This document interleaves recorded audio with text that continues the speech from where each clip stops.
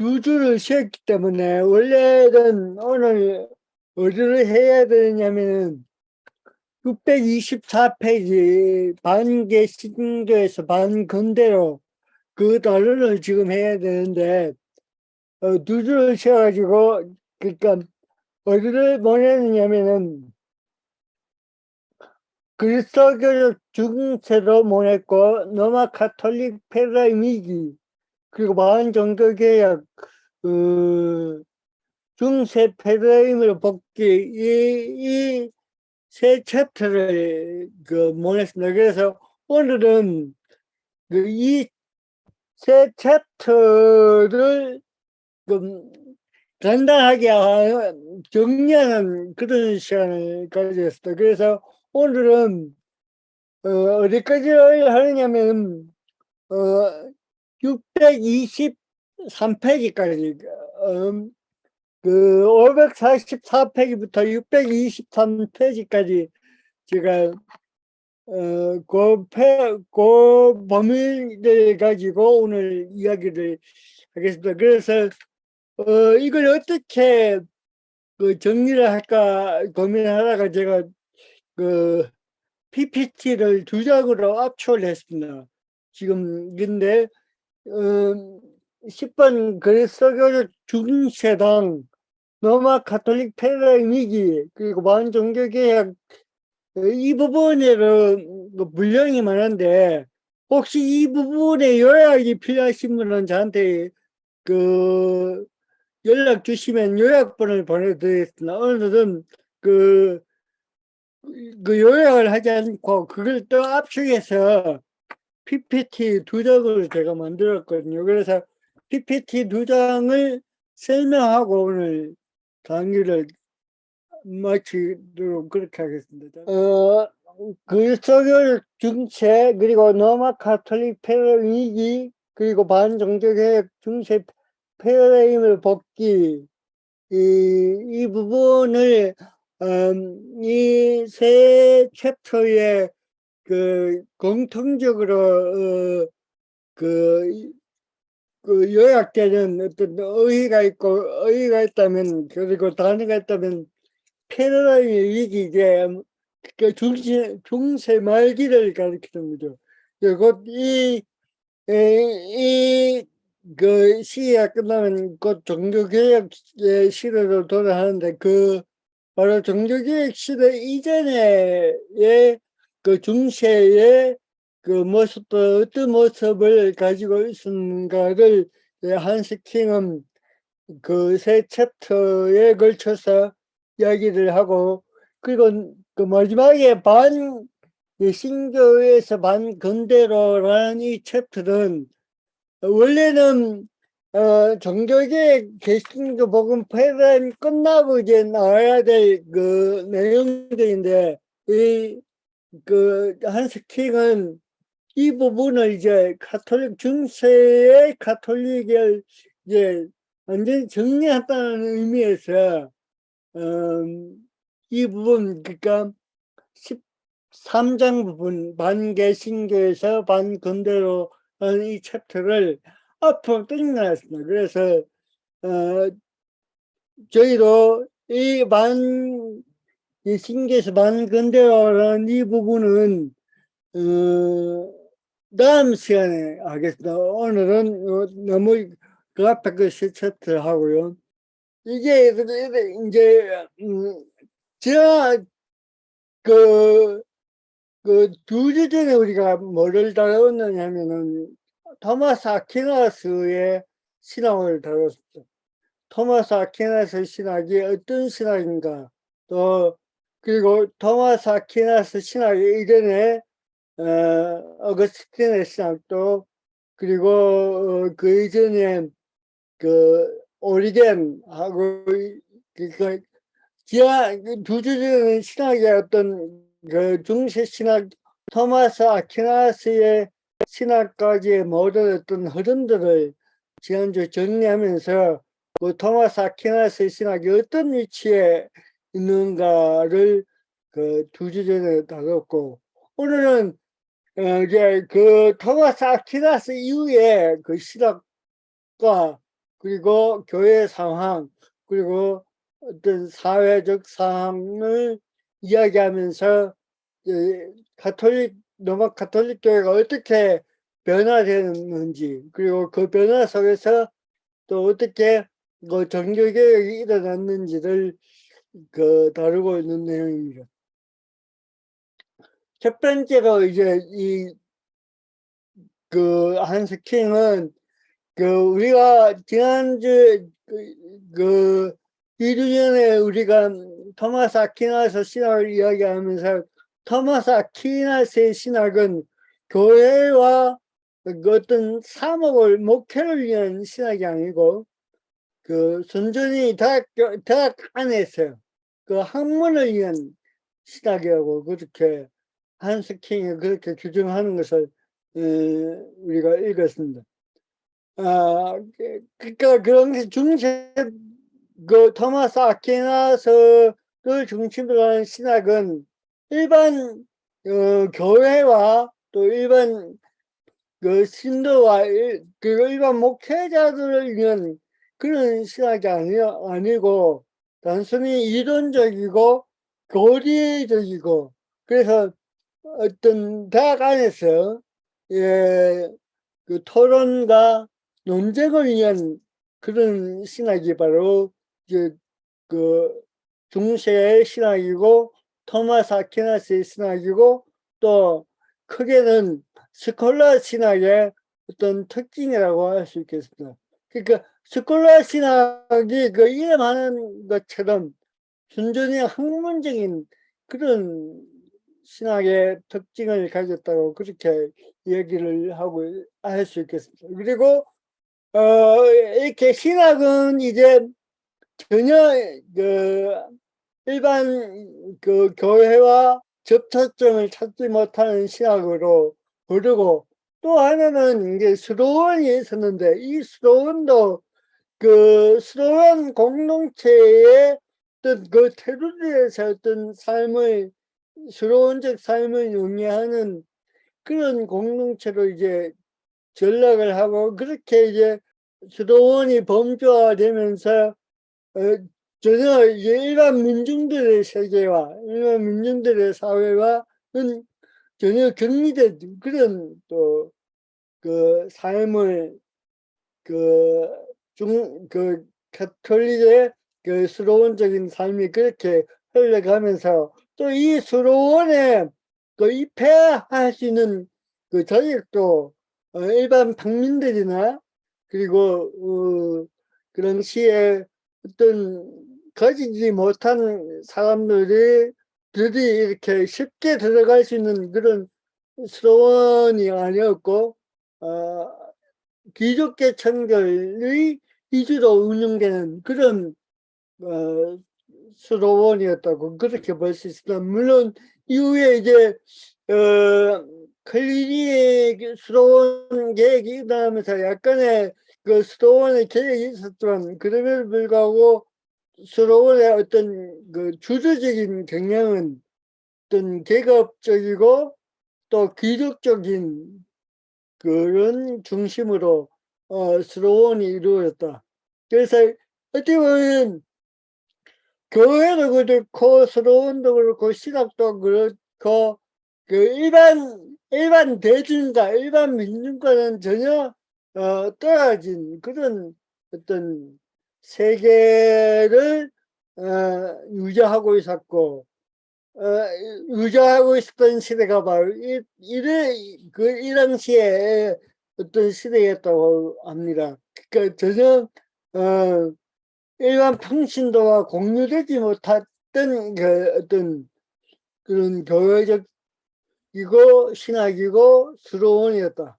그런 어떤 사회 속에서, 그런 분위기 속에서 일반 평신도는 어떤 삶을 살았는가를 이제 한스 킹은 이야기하고 있는데, 물론 이렇게 수도원과 신학과 교회가 일반 민중들과는 분리된 그런 어떤 두 세계를 가지고 있지만, 그럼에도 불구하고 이 평신도, 이 일반 민중들은 전혀 교회와 분리게 됐었는 그런 형태 속에서 또 삶을 영위해갔다. 지난 시간에 이야기를 했죠. 그런 이 당시에 세례를 받는다는 것은 단순히 교회의 어떤 신도가 된다는 그런 의미를 넘어서서 그 사회의 공동체의 일원이 된다는 그런 의미를 가지고 있다고 이야기를 했습니다.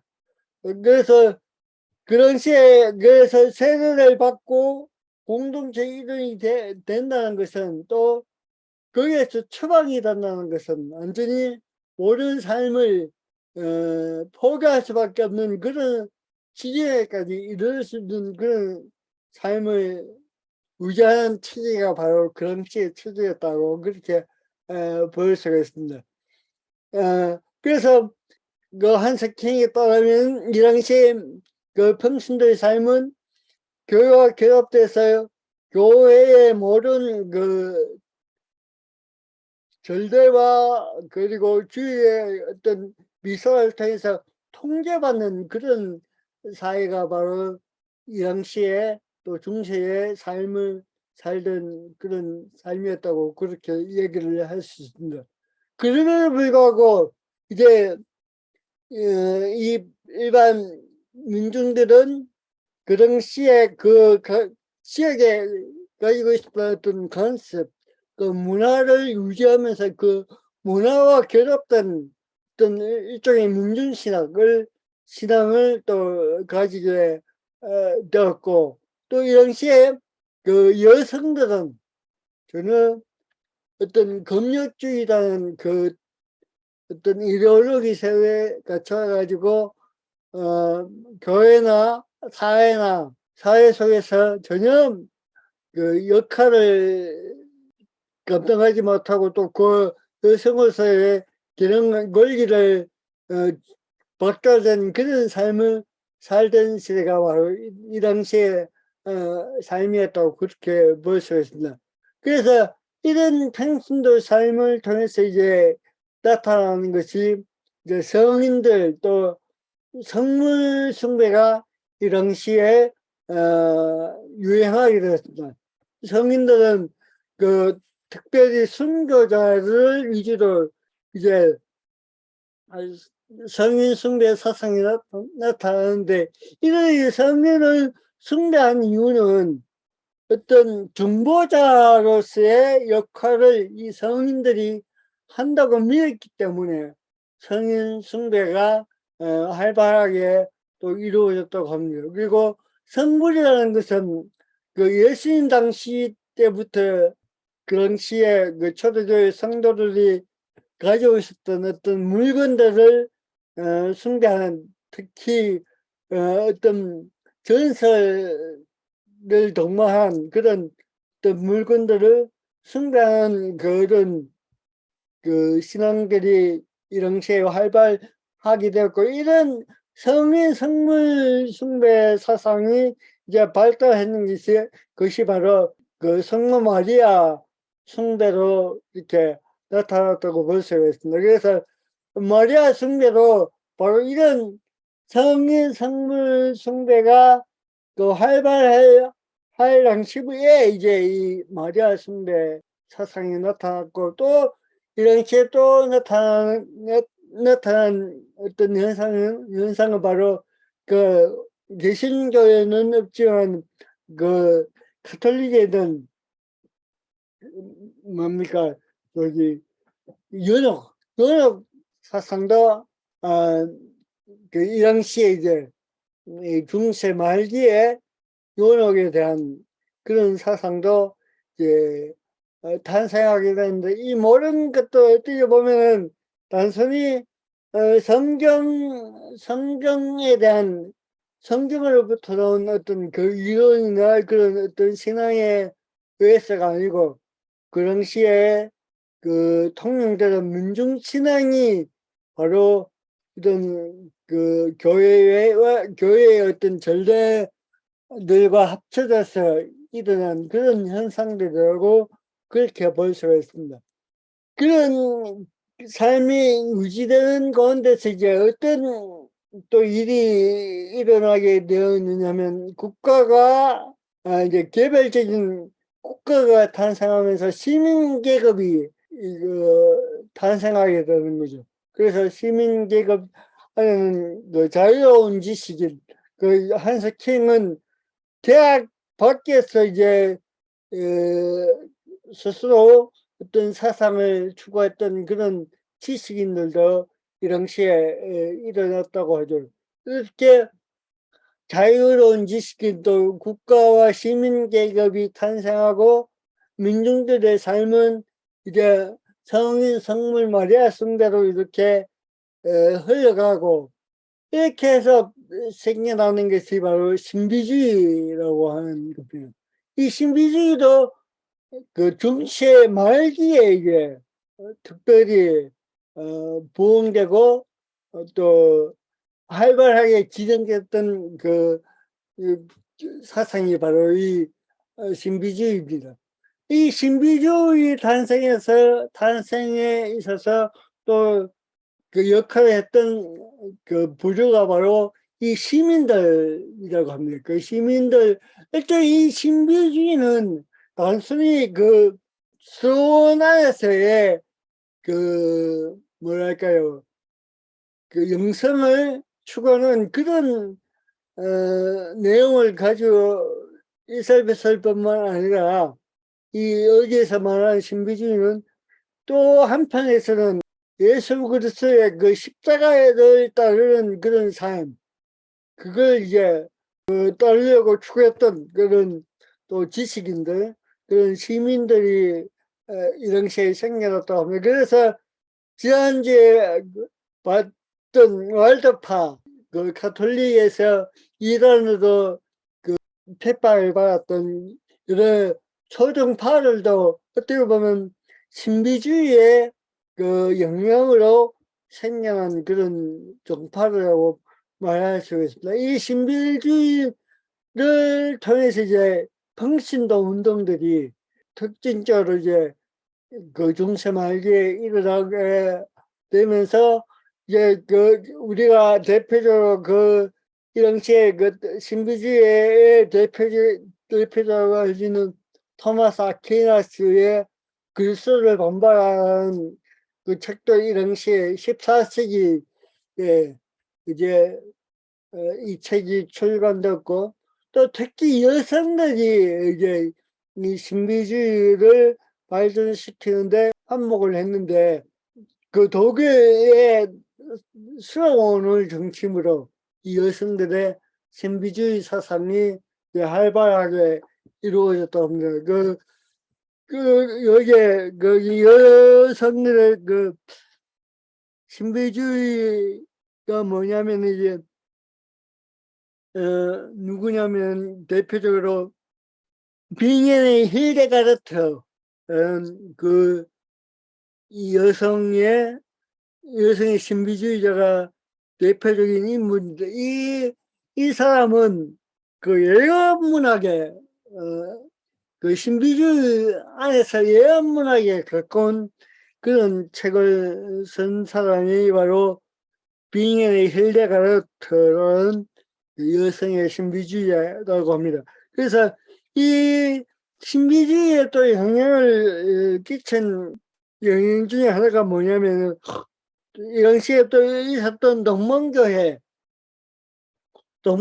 해식하전 운동이 바로 이 신비주의에 또 큰 영향을 끼쳤다고 합니다. 그래서 이 신비주의는 단순히 그 수로원에서 영성훈련을 목적으로 그 생겨난 운동이 아니고 그 당시에 시민계급과 또 그 시민계급 사회에서 이제 그 예수 그리스도를 그 따르는 어떤 평신도 운동과 이제 겹쳐서 생겨난 운동이 바로 이 신비주의 운동이라고 그렇게 볼 수가 있습니다. 특히 이 평신도들은 그 당시에 고착화되고 또 아까 처음에 이야기했던 그런 신학, 학문화된 신학과 스러운가 또 교회와 교황에 대한 여러 가지 부패의 모습, 또 잘못된 모습을 비판하면서 이제 이 신비주의 운동에 가담하게 되었고, 그런 운동들이 중세 말기에 많이 활발하게 이루어졌다고 합니다. 그래서 그 노바 카톨릭 페르람의 위기에 결정적인 이제 영향을 끼친 그 요인은 바로 이렇게 신학과 또 그 당시에 어떤 종교가 일반 민중들과 전혀 경계가 되고 분리가 된 그런 상황이 바로 이 중세 패러다임의 위기를 가져왔고, 또 하나는 이제 이런 국가와 시민계급, 자유로운 지식인의 탄생을 통해서 이들이 추구했던 어떤 교회와 교황과 그런 세계의 어떤 그런 종교에 대한 비판을 통해서 이제 어떻게 보면 중세의 패러다임의 위기가 왔다. 그래서 그런 비판들의 그 근원에는 누가 있느냐면 바로 교황이 바로 교회와 종교에 대한 그 비판거리를 제공했던 최초의 인물이 바로 근원적인 인물이 바로 이렇게 교황이라고 그렇게 얘기를 할 수 있겠습니다. 그래서 그 다음에 이제 이런 패러다임의 위기 속에서 이제 이 패러다임을 극복하기 위해서 이제 어떤 일이 일어났냐 하면은 그 이야기가 573페이지부터 619페이지까지 그 이야기인데, 이 이야기를 가르쳐 보자면 이렇게 그 교회를 또 교황을 비판하는 세력들이 나타나고, 또 국가가 자주주의 국가가 탄생하고 또 시민계급이 이렇게 발전하면서 교황권의 역할을 가져오게 됩니다. 그래서 이 교황권을 이제 지키기 위해서 이제 이 교회는 이제 이런 어떤 국가로부터 또 시민계급으로부터 기존에 가지고 있던 그 권위를 지키기 위해서 교황이 했던 일들은 뭐냐면은 그 정치적으로 또 경제적으로 자신들의 세력을 모으기 위해서 많은 일들을 했다는 이야기가 바로 이 한스 킹의 그 책 속에서 읽을 수 있는데, 그 특히 한스 킹은 아비정에 있을 때 교황이 이제 황제 권력에 패배를 하고 이제 아비정 프랑스 치하에 프랑스 국왕차에 이제 교황이 있게 되는 그 시절 80년간의 그 시절 동안에 이 교황청은 바로 그 당시에 경제 중심지도, 경제의 어떤 그 유럽 지역의 어떤 경제 중심적인 그런 역할을 하게 되었다고 그렇게 이제 한스 킹은 이야기하고 있습니다. 그래서 그런 경제와 정치적인 활동을 하게 된 이유는 뭐냐면 바로 여러 가지로부터 그 이어배우는 어떤 교황군의 역사가 바로 이런 일들을 행할 수 있도록 초롱을 했다는 거죠. 그럼에도 불구하고 교황권이 또 약화될 수 있는 것은 여러 명의 교황들이 생겨나고, 또 그 여러 명의 교황들이 난립하다가 보니까 또 그 당시 교주로 쳤던 교황 무엇에 대한 회의가 이제 일어나기 시작하면서, 이런 여러 가지 그 요인들에 의해서 교황권의 권위가 완전히 이제 그 추락하는 그런 계기가 됐다는 거죠. 그러면서 이제 교황의 권위가 그 추락하자마자 또 어떤 일들이 벌어지게 되냐면 공의회가 등장을 하게 됩니다.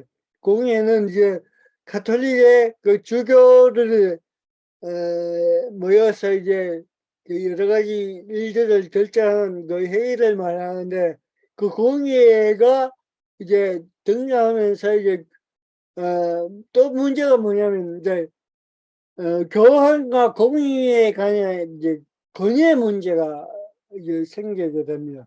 그래서 공의회 사이에 또 어떤 그 부조들이 생겨나게 되냐면 급진파와 중도파가 생겨나는데, 급진파는 뭐냐면 교황보다 공의회가 우선시되었다. 그러니까 교황의 건의보다 공의회의 그 건의가 더 우선시되어야 된다고 주장했던 그 사람들 부류가 바로 급진파였고, 중도파는 그 어떻게 보면 그 보수주의라고 할 수 있죠.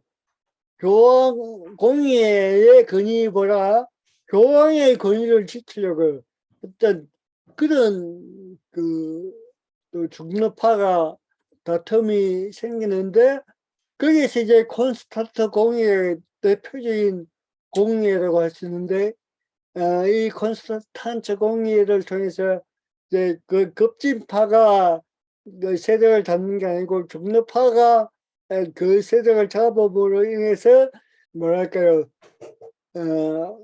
교회 개혁, 그 평신도를 중심으로 한, 또 공의회를 중심으로 한, 그리고 평신도를 요구했던 교회 개혁의 요구들이 그 묵살되고, 그래서 뭐랄까요, 교황의 권위가 다시 회복되고, 그래서 교회의, 그 당시 중세 교회의 어떤 계획을 또 무마시키는 그런 결과를 가지고 오게 됩니다. 이런 상황이 일어나면서 이탈리아의 르네상스가 일어나게 되는 그 배경을 위해서 말했던 그 시민계급과 또 이런 어떤 교회에 대한 비판 세력들에 의해서 이탈리아 르네상스가 일어나는데, 이 르네상스로 이제 교황청이 또 주요권을 잡게 되는 거죠. 그래서 이후에 이런 콘스탄츠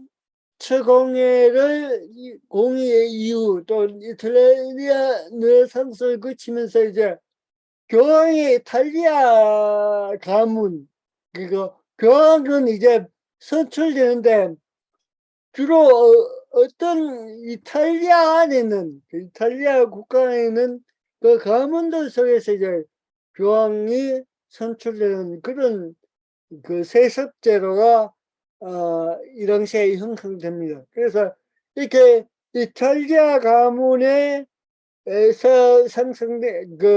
탄생된 교황을 통해서 이제 그런 큰 이제 문제로 나타난 것이 바로 그 당시에 교회의 어떤 그 개혁의 요구, 또 교회의 모든 어떤 여러 가지 사항들에 대한 그 철저한 무관심이 이 당시에 일어나게 됩니다. 그래서 그 이제 이탈리아 가문의 출신의 교황이 세습되다 보니까 그 당시 유럽 전체에 일어나고 있던 여러 가지 교회 문제들에 대한 요구와 그런 계획에 대한 어떤 요구에 대한 그 응답을 할 수 없는 그런 상황에 이르게 되면서 이제 이 한스킹은 종교개혁이 일어날 수밖에 없는 그런 상황이 되었다고 그렇게 이야기를 하고 있습니다.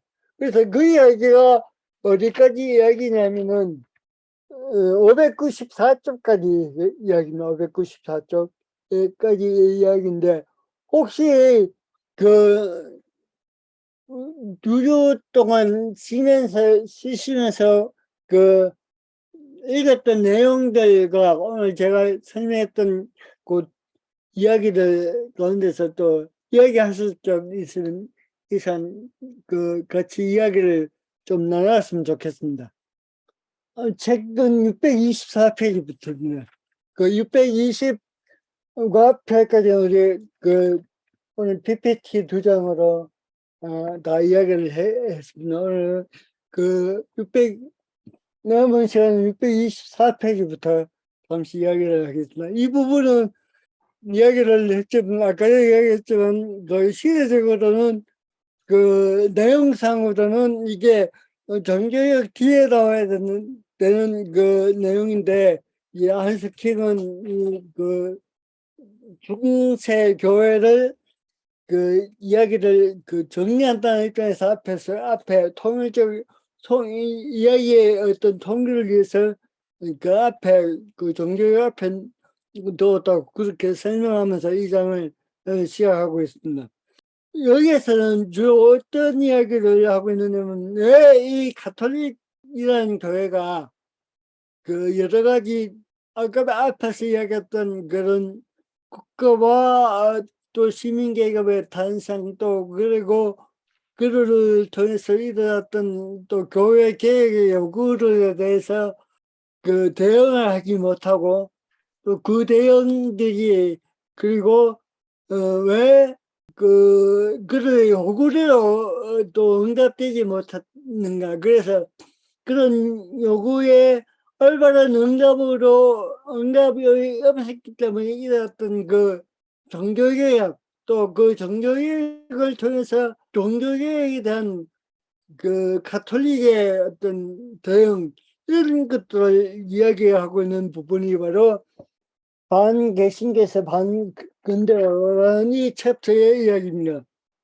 두 번째 보시면 이 한스킹은 이렇게 이야기하고 있습니다. 로마 가톨릭의 패러다임은 초기에 민족의 대이론 시기에는 모든 것에서 선진화되었지만 이 모든 것에서 선진화되었다는 이야기는 우리가 민족의 대이론 당시에 아주 핵심적인 역할을 했던 그 부조가 바로 그 당시 선교사를 이야기하는 그 주교들 그리고 수도사들 그리고 성직자들이 바로 이 민족의 대이론 시기에 게르만 민족, 특히 게르만 민족을 선교하는데 또 그들을 국가로 만들고 그 당시에 모든 어떤 정치 체제를 만들고 여러 가지 모든 제도를 성립하는데 또 형성하는데 가장 큰 역할을 했던 부류가 바로 이런 부류라고 이야기했습니다. 왜냐하면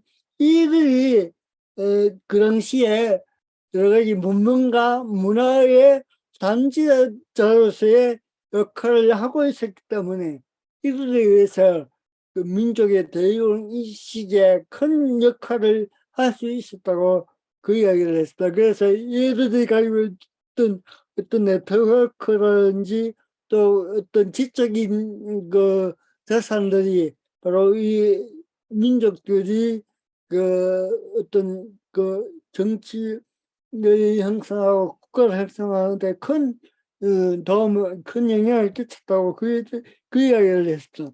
근데 이제 중세 말려부터 이제 종교개혁 시대에서는 그 이런 뭐 주도적인 역할을 했던 이 성직자 그룹, 특히 교황을 중심으로 했던 이 성직자 그룹이 그런 주도적인 역할을 하지 못했다고 그렇게 이제 이야기를 하는 겁니다. 그리고 근대에 들어서면서 이 가톨릭 교회는 자신들의 권리를 지키기 위해서 그리고 그 권리를 지키기 위해서 그 요구에 대해서 반동적으로 됐다. 이 이야기는 그 어디서 이야기를 했는가 하면 종교재판 이야기를 하면서 이야기를 했습니다.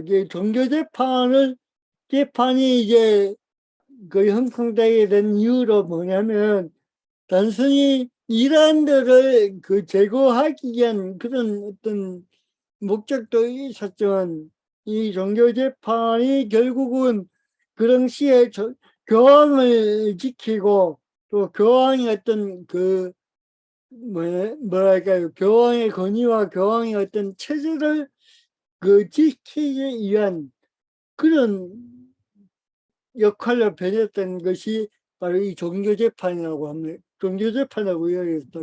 그래서 이 종교 재판을 통해서 재판의 세력들, 종교 재판의 세력들이 어떻게 보면 가톨릭 교회를 밖으로부터 시작된 요구되는 어떤 개혁의 요구에 대해서 제대로 응답하지 못하고 이들이 아까 전에 이야기했던 것처럼 어떤 공의의 속에서 이제 중도파로서 교황의 세력을 지키기 위해서 노력했던 사람들이 바로 이들이었고, 이들이 이제 그 일정 부분 세력을 획득함으로써 어떻게 보면 근대로 나아가고 그 종교개혁에 대한 그 영령에 대해서 올바로 응답을 하지 못했다. 그렇게 볼 수가 있습니다. 이야기가 바로 이건 공의 수위슬에 대한 반동. 공의가 일어난 이유는 바로 교황의 권위가 약화되면서 이제 공의가 대두됐는데, 그럼에도 불구하고 교황에 대한 교황을 옹호하는 그런 어떤 뭐랄까요, 그런 기구로 되었던 바로 이 당시에 그런 상황이라고 할 수 있습니다.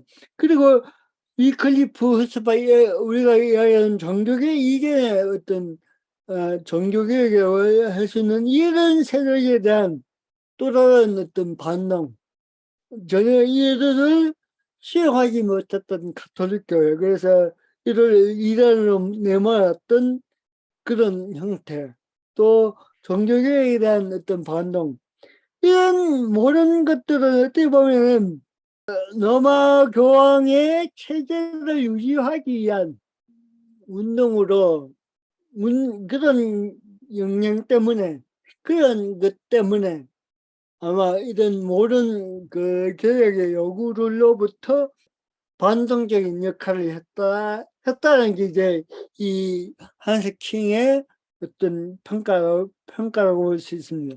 지금 계속해서 이제 그 한스 킹은 이때까지의 중세 가톨릭을 계속해서 평가를 하고 또 그런 이야기를 지금 계속하고 있습니다. 계몽주의, 절대군주, 아까 얘기했죠. 국가의 형성, 시민개혁의 형성을 통해서 교황의 정치적 영향들이 쇠퇴해졌고, 이제 또 종교계 이유는 그 개신교 제후의 개정을 통해서 이제 교황의 세력들, 교황의 영향력이 미치지 못했던 지역이 또 생겨나면서 또 가톨릭 교회가 약화되는 상황이 벌어지게 되었습니다.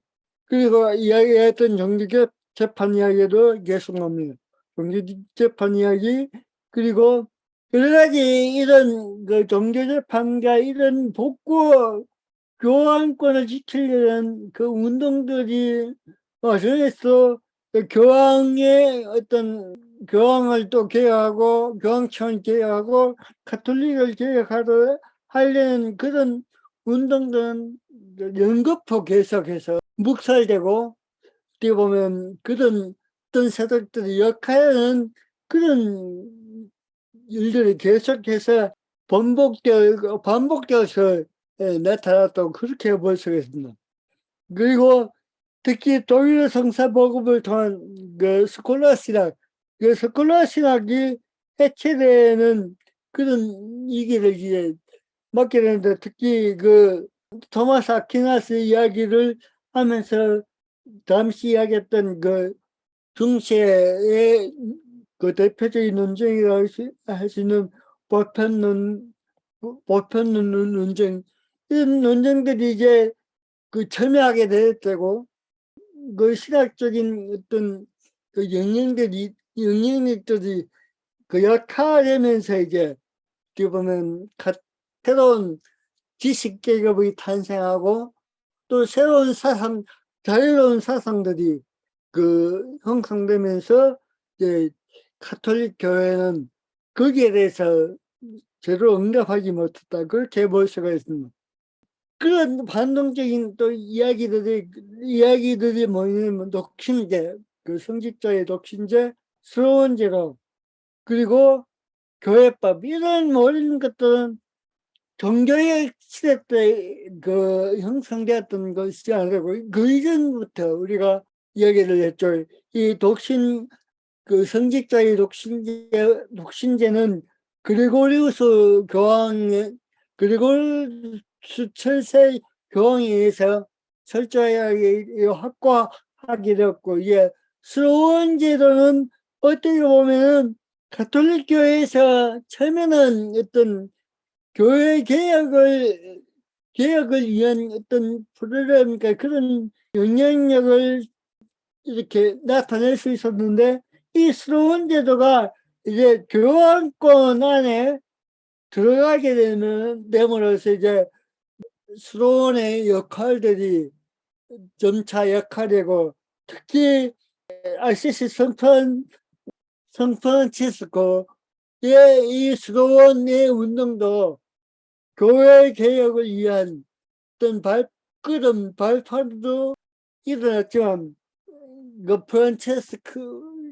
프란체스코가 그 설립했던 이 스로운도 교황권 안에 들어가면서 교황의 어떤 그 정책에 동조하는 그런 스로운으로 전락함에 따라서 올바른 개혁을 이루지 못했다. 그 이야기를 이제 한석킹이 앞에서 이야기를 했습니다. 그리고 이제 두 번째 PPT에서 우리가 돌아왔죠. 1904년까지, 그리고 그 르네상스 시대 때, 그리고 아비정 유수가 끝난 이후에 모든 교황은 이탈리아 가문 출신의 교황만 선출되는 그런 이제 또 그 제도를 낳게 됨으로써 그 교황들의 부패, 교황들의 타락이 극도로 이제 그런 부패가 일어나면서 그 당시에 요구되었던 교회 개혁이 모참이 짓밟히는 상황이 되었다. 그 이야기를 아까 전에 우리가 이야기를 했습니다. 그리고 이제 그러면서 그 어떤 세상에 대한 세속적인 어떤 그 상황에 대한 그 교황과 가톨릭과 어떤 교회 권위가 약화되면서 어떻게 보면 그 중세 가톨릭이 종교개혁으로 인해서 그 패러다임이 바뀔 수밖에 없는 그런 상황이 일어났다고 이야기를 이제 한스킹은 이야기를 하고 있습니다. 그러면서 이제 종교개혁이 일어난 이후에 가톨릭은 그러면은 어떻게 이제 이 종교개혁에 대해서 반응을 했느냐라는 문제를 지금 혁명 후에 세상복고라는 이 차트에서 이야기하고 있는 부분은 이제 이 종교개혁이 일어난 이후에 우리가 잘 아는 반종교개혁의 그 내용들을 그 한석킹은 이야기하고 있습니다. 여기에 보시면 처음에 이야기했던 게 뭐냐면 이제 근대의 정신이라고 이야기하는 모든 근대적 정신에 대해서 가톨릭은 철저하게 외면했다. 그 이야기를 지금 하고 있습니다. 그러니까 종교개혁을 통해서 근대가 출현하게 되죠. 근대가 출현하고 자연과학이 발달하고 이런 모든 사회 체제와 모든 이제 기존의 전통들이 비판을 받고 새롭게 다시 태어난 그런 상황 속에서 이제 가톨릭 교회는 그런 정신과 그런 상황에 대해서 철저히 응답하기를 거부했다. 그 이야기를 지금 하고 있습니다. 보십시오. 로마와 교회 국가는 근본적 근대의 모든 전개 발전 과정에 반대했다. 주권자 인민사상 입헌 민주주의에 반대했고, 관용 인권 종교 영신 집회 출판자에 반대했고, 새로운 과학 역사적 비판, 그 진화론 반대, 뭐 여러 가지 기술에 대한 반대. 그리고 결국 그들이 했던 것은 그 자신들의 권위를 지키기 위한 그런 운동들, 그런 활동만 있었다는 거죠. 그래서 그 종교개혁으로 이 가톨릭 교회가 반종교개혁으로 흐를 수밖에 없었던 그 원인이 바로 여기에 있었다고 이제 한석규는 이야기를 하고 있습니다. 그리고 이 건대가 이제 출현하면서 이제 우리가 대표적인 어떤 프랑스 혁명을 이룰 수 있는데 그 프랑스 혁명을 통해서 이제 가톨릭 프랑스 안에서 가톨릭 세력이 약화되어 되는 듯 했지만 결국은 또 이렇게 가톨릭 교회가 당시 그 프랑스에서 또다시 권력화되는 그런 이야기를 지금 하고 있습니다. 여기 보시면 1806년도 특히 여기에서 보시면 그 이런 복고주의가 이 복고주의라는 것은 다른 말로 하면 철저하게 근대 정치인에 반하는 그 어떤 교황의 권위 그리고 성직자의 권위 또 교회의 권위를 지키려는 그런 그 어떤 반응들이 계속해서 일어났다고 이야기를 하고 있습니다. 여기도 계속 그 이야기를 하고 있습니다. 그 노모 교회가 어떻게 이제 그 근대의 정신과 종교개혁의 정신에 반하는 일을 했는지 여기도 보시면 그런 이야기입니다. 로마 교회는 모든 변화를 거부했고 또 교황지상주의, 교조주의, 마리아 숭배를 강했다. 그 이야기를 계속하고 있습니다. 특히 이 마리아 무염 시대, 그 마리아는 그 죄를 짓지 않고 그 잉태되었다. 그 마리아까지 이제 철저하게 죄 없는 그런 존재를 이제 그 우상화 시켰던 시대가 바로 이 그 사람의 이유 그러니까 근대에 이르러서 이런 교리가 형성되었다는 것은 어떻게 보면 이런 이야기가 바로 대표적으로 그 당시에 일어나고 있던 여러 가지 개혁적인 그 정신과 운동과 그런 영향력에 대해서 철저히 외면하고 그 배척했다 그렇게 볼 수가 있다는 겁니다. 그 가톨릭 신학에 대한 탄압 여기 보시면 티빙인 대학교의 가톨릭 신학이 그 학부가 상승되면 되었지만 그렇지만 그 가톨릭 신학의 어떤 신학적인 작업들은 철저하게 어떻게 보면 교황권 아래 교황의 권위 아래서 어떤 자유롭지 못한 자유로울 수 없는 그런 학문적인 활동으로 이제 그 어떤 한계가 지어졌다. 그 이야기를 지금 하고 있습니다. 그러면서 이제 그 공의회가 이제 바티칸 공의회가 1차 바티칸 공의회 또 2차 바티칸 공의회를 개최하면서 공의회 결과로 결코 그 만족스럽지 못했던 결과가 나왔다. 그 이야기를 지금 하고 있습니다. 그래서 이제 그 마지막에 이제 결론 부분입니다. 결국 교황 체제가 거의 한 1000년 동안 그 가톨릭을 지탱했던 교황 체제가 어떻게 보면 이 가톨릭 개혁에 또 어떤 종교 개혁에 대해서 반동적인 그런 역할을 할 수밖에 없었다.